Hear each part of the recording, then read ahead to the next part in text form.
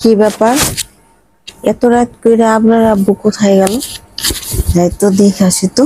Mobile নিয়ে তারপরও চলে গেল, মোবাইল নিয়েই তো গেছে। কথা বলতেছে নাকি, দেখে আসি তো।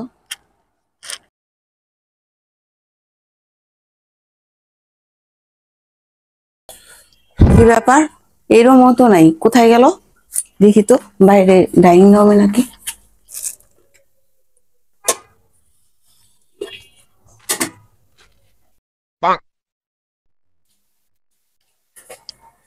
তো শুধু শুধু আমার সঙ্গে মাথাটা ভিতরে যে কি শুয়ে পড়িস, ভালো না।